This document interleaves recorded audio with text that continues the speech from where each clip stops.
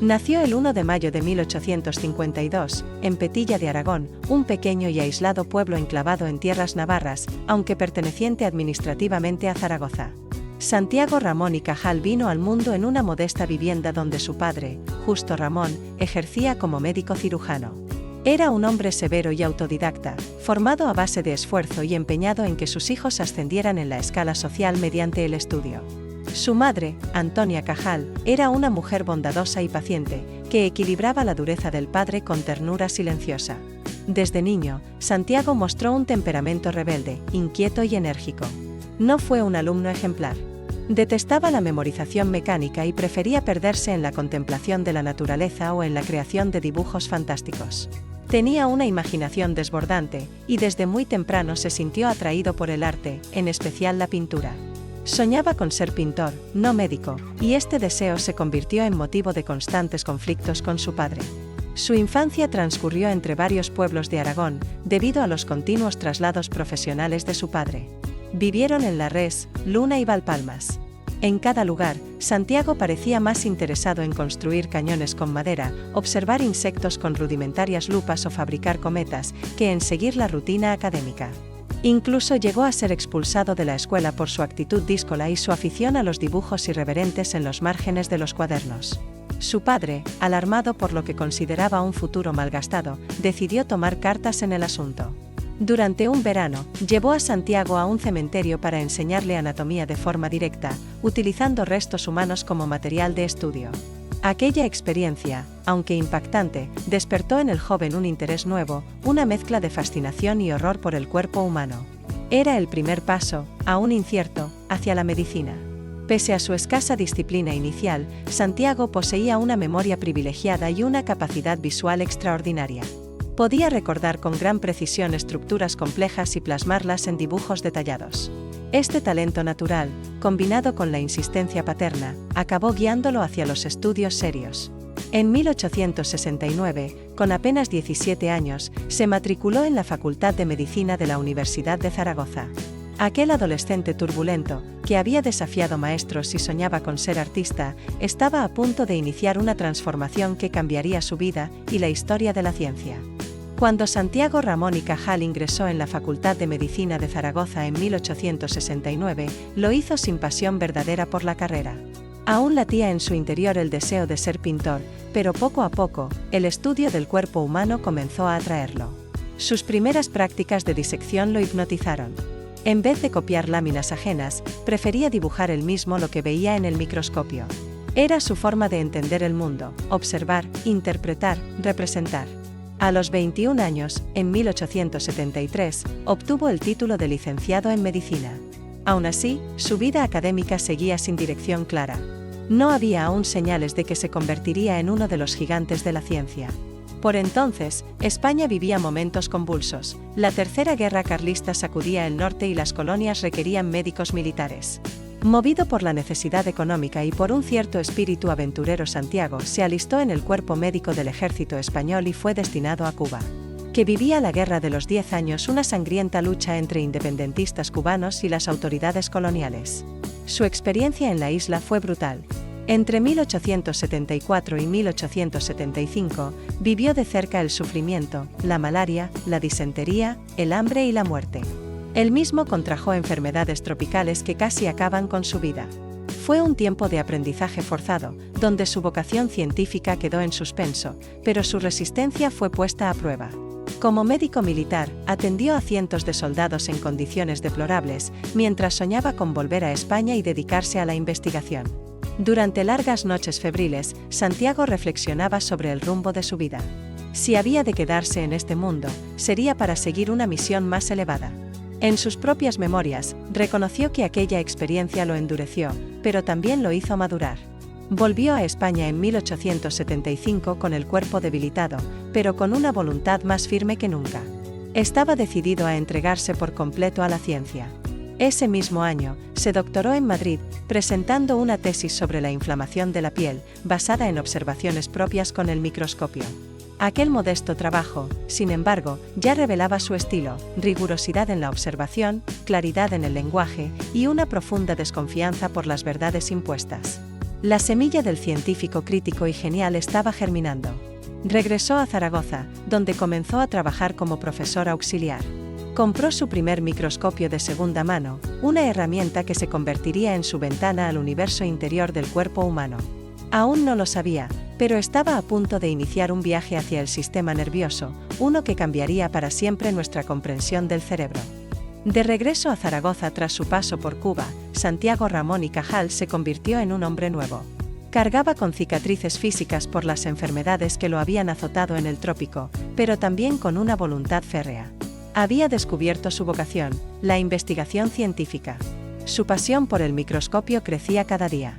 Para él, no era un simple instrumento, sino una herramienta para descubrir los secretos más profundos del cuerpo humano, especialmente del sistema nervioso, ese laberinto aún misterioso. Con escasos recursos, pero con una dedicación inquebrantable, montó su propio laboratorio en casa. Improvisó soluciones químicas, diseñó cortes histológicos, y lo más importante, desarrolló una técnica propia para teñir tejidos. Pero aún no encontraba resultados realmente revolucionarios. En estos años, Santiago también asumió responsabilidades familiares. En 1879 se casó con Silveria Fañanás, con quien tuvo 7 hijos. La estabilidad en el hogar le permitió concentrarse aún más en su trabajo académico. En 1883 ganó la cátedra de anatomía en la Universidad de Valencia. El traslado significó un paso crucial: más recursos, más alumnos, más visibilidad. Aún así, la precariedad seguía marcando su trabajo diario. Durante este periodo comenzó a experimentar con técnicas histológicas innovadoras, intentando superar los métodos tradicionales que, en su opinión, eran imprecisos y poco reveladores. Fue en Valencia donde tuvo su primer contacto con la teoría celular moderna y con los estudios de Camillo Golgi, un médico italiano que había desarrollado un método de tinción que permitía ver con mayor claridad las estructuras neuronales. Sin embargo, Golgi pensaba que el sistema nervioso era una red continua, un retículo, sin fisuras, lo que entonces se conocía como la doctrina reticular. Cajal, siempre escéptico con las verdades absolutas, comenzó a dudar de aquella teoría. Empezó a estudiar las neuronas de embriones de aves y mamíferos usando una versión mejorada de la tinción de Golgi.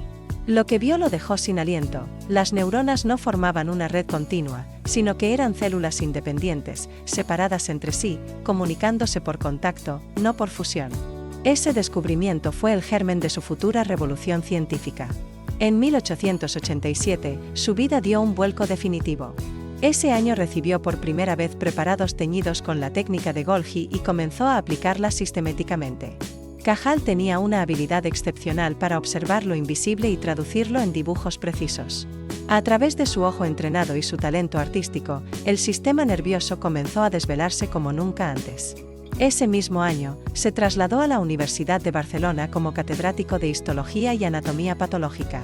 En aquella ciudad encontró un entorno más dinámico, una comunidad científica más abierta y nuevas oportunidades. Estaba listo para asombrar al mundo. Cajal aún era un desconocido fuera de España, pero su pluma y su microscopio estaban a punto de abrir las puertas del cerebro humano como nunca antes en la historia de la medicina. En 1887, ya instalado como catedrático en la Universidad de Barcelona, Santiago Ramón y Cajal se encontraba en plena efervescencia intelectual. La técnica de tinción de Golgi, que otros científicos usaban con cautela, él la había perfeccionado y llevado al límite.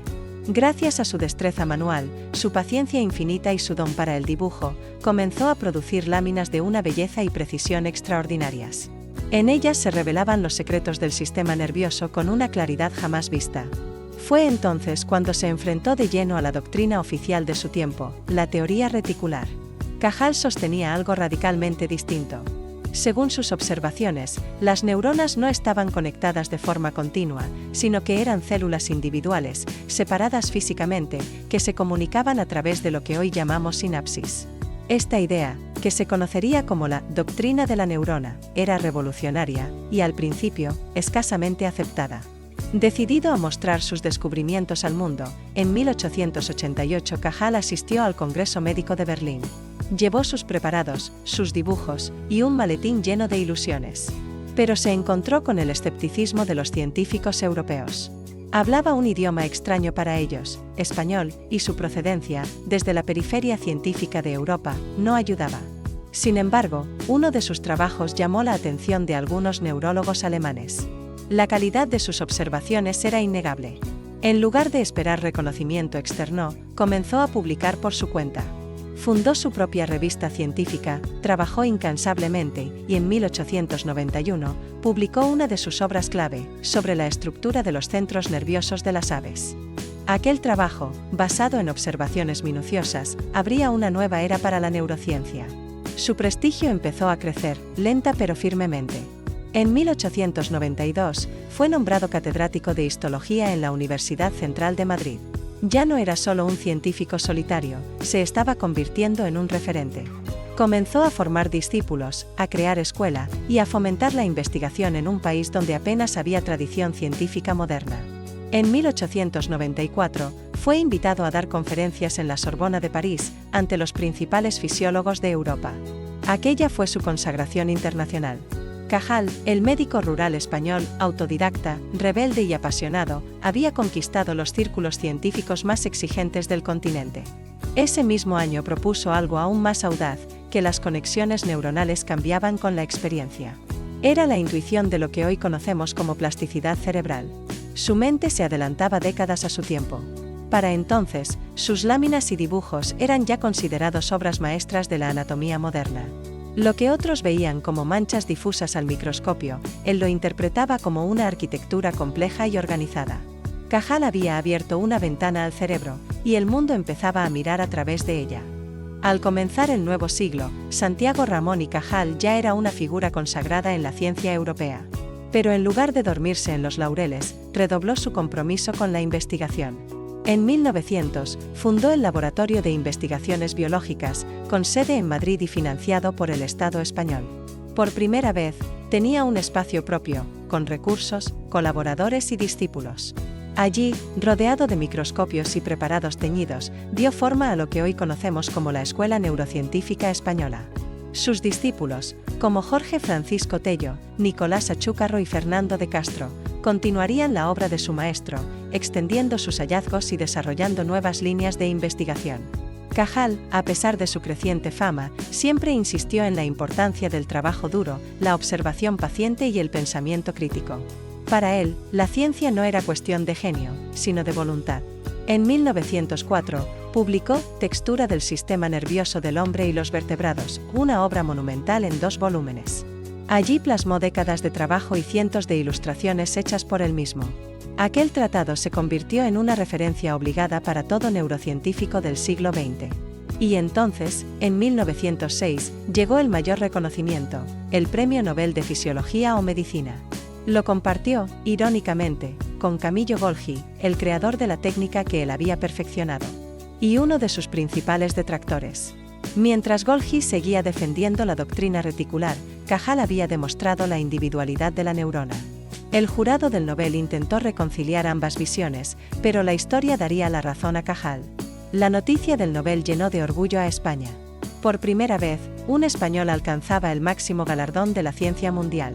Pero Cajal, fiel a su estilo, recibió el honor con modestia. En su discurso en Estocolmo, subrayó la importancia de la observación libre, de la independencia del pensamiento y de la perseverancia. No era un hombre de artificios, su grandeza residía en su honestidad intelectual. A pesar de su creciente prestigio, siguió trabajando día tras día en su laboratorio. No se dejó atrapar por el peso de la fama. En lugar de ocupar cargos honoríficos o políticos, prefirió seguir mirando por el microscopio, explorando los secretos del encéfalo, enseñando a sus alumnos, escribiendo tratados y ensayos. Su pasión no conocía descanso. En esos años también comenzó a reflexionar sobre el papel del científico en la sociedad. Escribió Charlas de Café, una colección de pensamientos, aforismos y críticas sociales, donde dejó ver su lado más humano, filosófico e incluso irónico. Allí hablaba de la mediocridad oficial, del atraso cultural español, del heroísmo anónimo del investigador. A comienzos de la década de 1910, Cajal ya era una leyenda viva. Pero para él, la tarea no había terminado. Aún quedaban muchos misterios en la selva oscura del sistema nervioso. Y él, como un explorador incansable, no pensaba abandonar la ruta. A partir de 1915, Santiago Ramón y Cajal se convirtió en un faro para generaciones enteras de científicos. Aunque la edad comenzaba a hacer mella en su cuerpo, su mente permanecía lúcida, inquieta y creativa. Seguía acudiendo a su laboratorio en Madrid, siempre con su cuaderno de notas bajo el brazo, observando, escribiendo y enseñando con la misma pasión de sus años mozos. A lo largo de esta etapa final, Cajal se convirtió en mentor y guía de una nueva hornada de investigadores españoles. Fomentó la publicación de trabajos científicos, promovió becas para que los jóvenes estudiasen en el extranjero y defendió con firmeza la necesidad de modernizar la ciencia en España. Creía, con profunda convicción, que el progreso del país pasaba por el conocimiento, la educación y la investigación libre.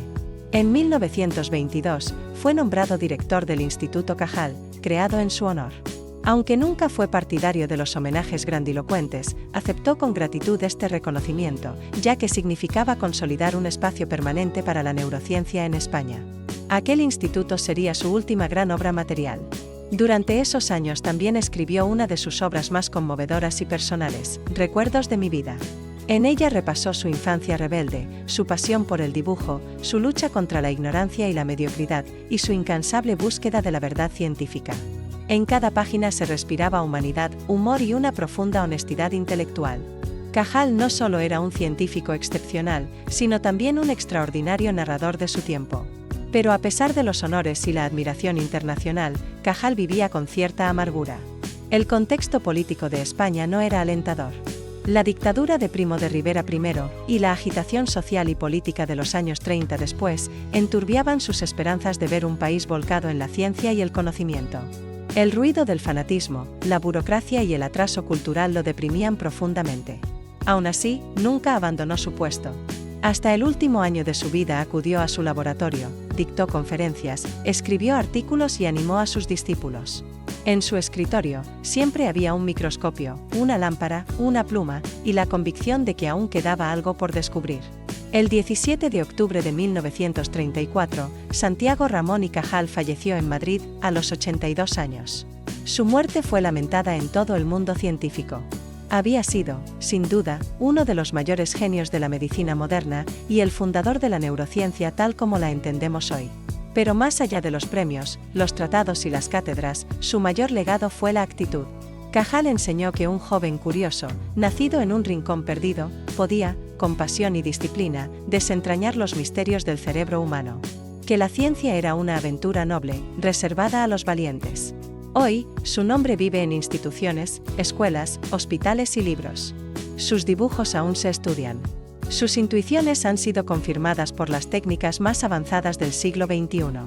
Y su ejemplo sigue inspirando a todos aquellos que, como él, creen que el conocimiento es la mejor forma de servir a la humanidad. Santiago Ramón y Cajal no solo descubrió la neurona. Descubrió también el poder de una voluntad indomable, de una mente libre y de un corazón comprometido con la verdad.